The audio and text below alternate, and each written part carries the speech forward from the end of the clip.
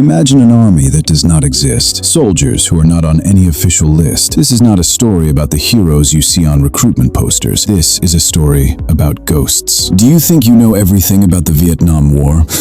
Forget everything the history books told you. Today, we are tearing the top secret seal off one of the most incredible operations in Special Forces history. One American colonel, perfect, like he stepped off a magazine cover. A man of the system, convinced that wars are won with clean boots and beautiful reports. And 5 Australian savages. 5 shadows with no ranks, no rules, and absolutely no mercy. What happens when you throw a man addicted to headquarters comfort into the absolute heat of the jungle with a squad that despises the very concept of orders? This is not just a clash of cultures. This is the collapse of everything the Pentagon believed in. You are about to see a human psyche shatter in just 4 days. You will smell the fear when the enemy passes 1 inch from your face, and you will discover why these men never, do you hear me, never asked for extraction. Why did they saw off their own rifles? Why did they walk barefoot through hell? And what terrifying truth were they hiding,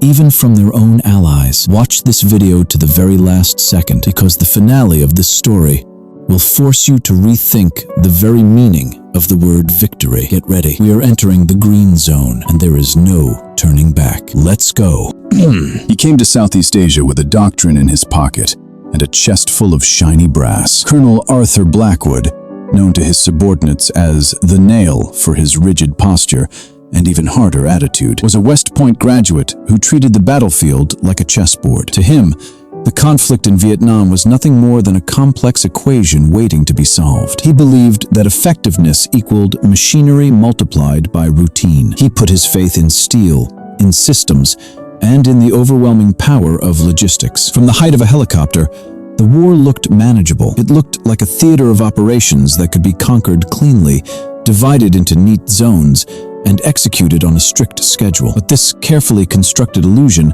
was about to dissolve faster than sugar in hot tea. In the sweltering heat of 1969, Blackwood requested a short-term observation tour with Allied reconnaissance elements. He was not looking for adventure. He was looking for data. He wanted to study how other nations operated, particularly the Australians stationed in the notorious Phuoc Tuy province. Rumors had reached his desk that these men did things differently, but Blackwood dismissed the stories as exaggeration. He expected to find second-rate scouts with British accents and inferior equipment. He expected to write a report on their inefficiencies. What he got instead was a crack in his entire worldview that would never heal. Blackwood was not a coward. He was a veteran of long-range reconnaissance patrols in Germany and had flown as an observer with the air cavalry during the early days of the conflict. He had seen combat.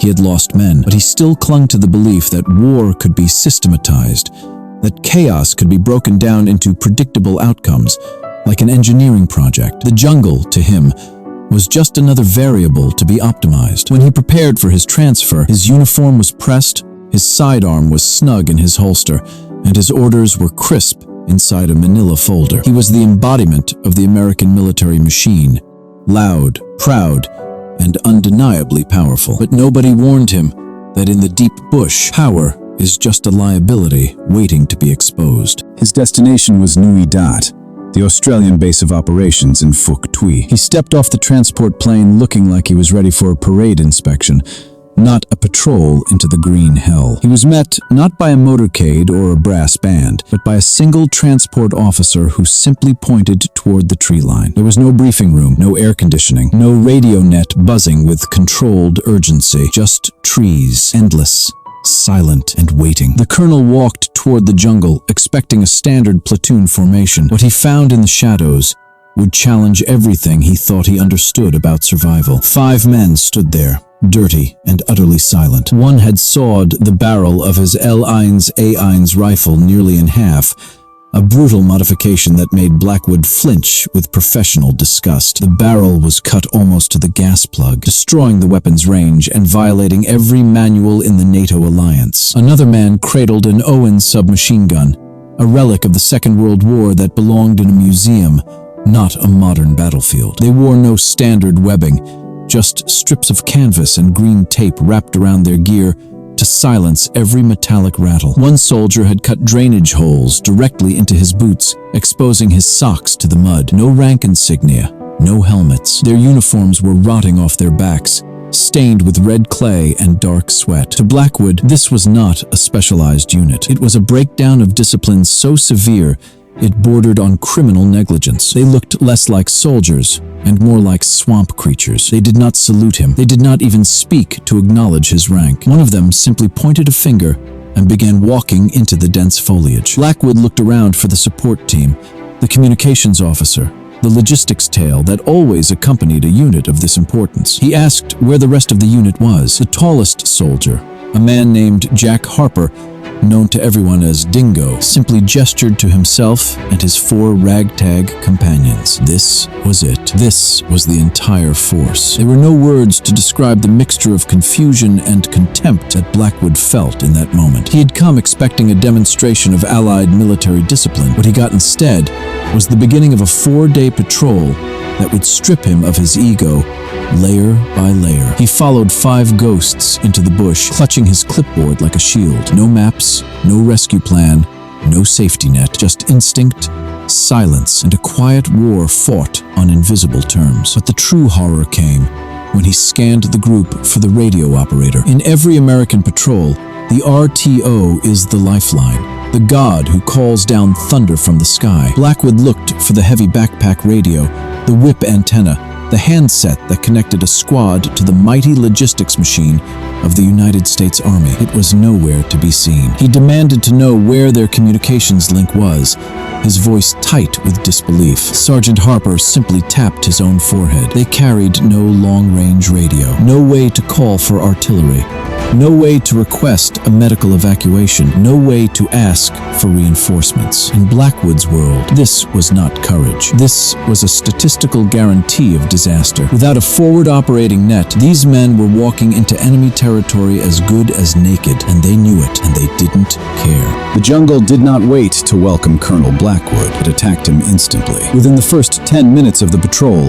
the heat hit him like a physical hammer blow to the chest. This was not the dry heat of a training ground. It was the suffocating, wet blanket of steam that clogged his lungs and turned his pristine uniform into a heavy, soaked rag. Sweat poured into his eyes, stinging like acid. His heavy American-issue backpack, filled with regulation gear, began to cut into his shoulders with the weight of a guilty conscience. Every step was a battle against vines that grabbed at his ankles, like skeletal hands pulling him down into the rotting earth. He gasped for air, his heart pounding a frantic rhythm against his ribs, while the Australians moved through the green wall as if they were made of mist. But the worst betrayal was the noise. Colonel Blackwood had spent years studying noise discipline, yet here, in the silence of the deep bush, he sounded like a marching band. His canteen sloshed loudly against his hip with every stride. The metal buckles of his webbing clicked and clattered, sending sharp, artificial sounds ricocheting through the trees. Every piece of standard-issue equipment he carried was a liability. The radio handset he had insisted on bringing kept snagging on branches, snapping twigs with sounds that felt like gunshots in the silence. Meanwhile, the 5 men ahead of him made absolutely no sound. They did not step on the ground. They flowed over it. Their taped-up gear was silent.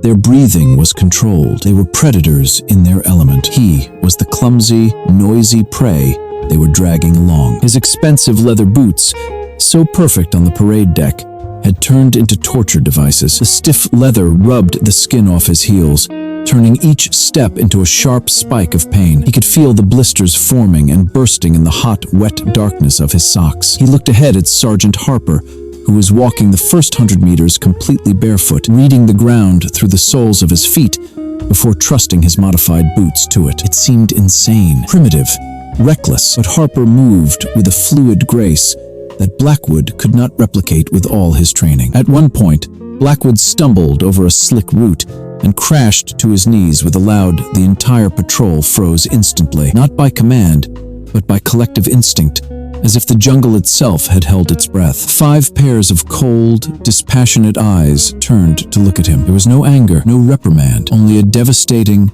silent disappointment. They did not help him up. They did not ask if he was hurt. They simply waited for the liability to right itself. In that silence, Blackwood understood the brutal truth. He was not an observer on this patrol. He was a danger. His rank meant nothing to the leeches crawling up his legs. His medals meant nothing to the mosquitoes feasting on his neck. But this humiliation was merely the appetizer. The jungle was about to serve him the main course. Nightfall in the jungle did not bring peace. It brought a different kind of war. As the sun vanished, the canopy above became a solid ceiling of black ink, trapping the heat and the smell of decay against the forest floor. For Colonel Blackwood, this was the moment his confident reality finally shattered. He lay in the dirt, wrapped in a poncho liner that felt cold and damp against his feverish skin. Sleep was impossible. His mind, exhausted by the march, began to play cruel tricks. Every rustle of a leaf sounded like an enemy footstep. Every snap of a twig sounded like the cocking of a rifle. He stared into the darkness until his eyes watered, seeing shapes that were not there, phantoms born of fatigue and fear. The silence was not empty, it was watching him. His heart hammered against his ribs like a trapped bird, so loud he was convinced the enemy could hear it miles away. Paranoia consumed him. He imagined Viet Cong sappers crawling on their bellies just meters away, knives in their teeth, ready to slice through the night. His hand drifted to his holster, his fingers wrapped around the cold grip of his pistol, the only solid thing in a world that had dissolved into shadow. Then, a movement to his left froze his blood entirely. A shape detached itself from the darkness, long, sinuous, moving with a slow, deliberate, terrifyingly unnatural grace. It was right there, 3 feet from his face. An enemy soldier? A saboteur? His brain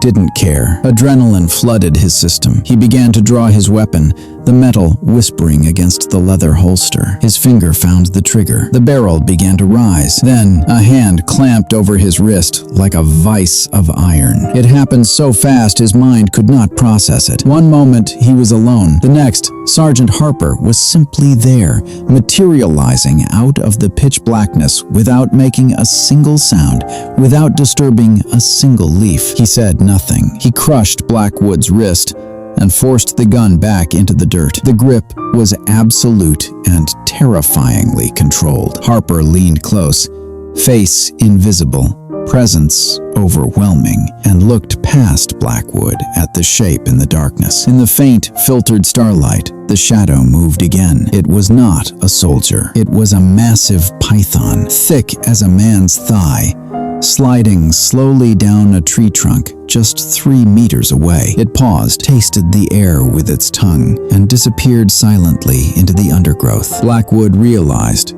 with a jolt of nausea, that he had been seconds away from firing a shot that would have alerted every enemy unit within 5 kilometers. He had almost killed all 6 of them out of pure, mindless panic. Harper held his wrist for 10 more seconds. Then, without a word, he released his grip and dissolved back into the dark. The message was delivered without a single syllable. In this place, your fear is more dangerous than the enemy. By the 3rd day, Colonel Blackwood had stopped trying to command. He had surrendered entirely to the rhythm of the patrol, moving like a sleepwalker through a waking dream. He never once saw the Australians consult a map.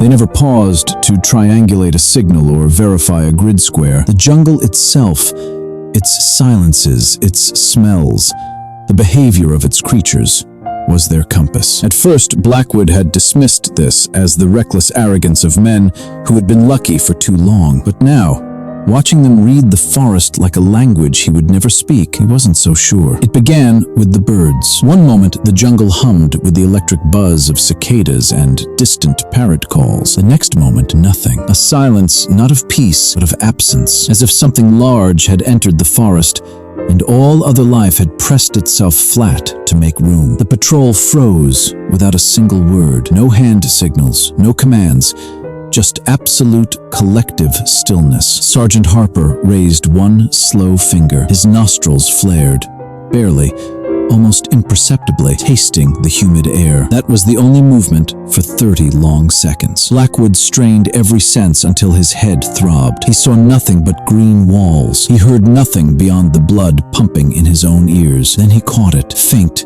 sour, almost buried under the smell of wet earth and decay. Cigarette smoke. Someone nearby was smoking, upwind, careless, nervous, a scent that didn't belong in this world, a chemical signature of a man who had no idea he had just announced himself to 5 predators. Harper did not panic. There was no frantic hand signal, no reaching for a radio that didn't exist. Instead, he turned and guided the team in a slow, wide arc, circling uphill, staying in the deepest shadow, silent, deliberate. They were not running from the contact. They were reading it, mapping it, deciding what it meant and whether it deserved their attention. Blackwood followed, bewildered. In his training, contact meant action. Fix the enemy, flank, call in fire support, report up the chain. But the Australians operated on a completely different logic. Engagement was the last resort. Every confrontation was a failure of intelligence. Their entire doctrine was built on a single principle. If the enemy knows you exist, you have already made a mistake. They circled the contact,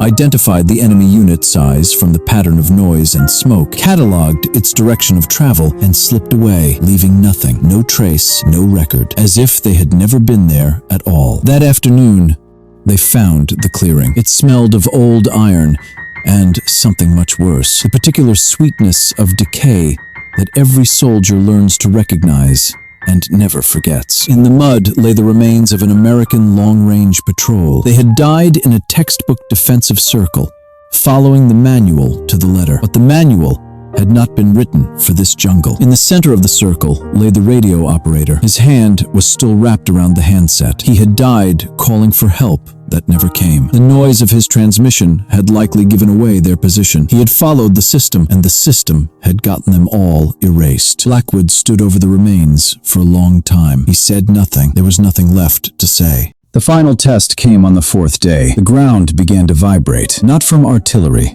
not from airstrikes, but from the rhythmic thud of hundreds of boots moving through the brush. A North Vietnamese battalion, more than 300 men, cutting directly across their path. There was no time to run, no time to think. There was only a shallow depression in the earth, filled with stagnant black water and rotting leaves. Dingo signaled once. They dropped. All 6 of them pressed themselves into the mud and disappeared. Blackwood submerged until only his nose and eyes remained above the waterline. The smell was unbearable. The water was alive with insects, but he did not move. The first enemy soldier walked past 3 feet from Blackwood's face. He could see the mud on the man's sandals. He could smell the gun oil on his rifle. He could hear the whispered conversation between soldiers who believed they were completely alone in this jungle. Then came another soldier, and another, a river of green uniforms flowing past his grave. Blackwood's heart was hammering so hard, he was certain it would vibrate the mud. Every nerve in his body was screaming at him to run,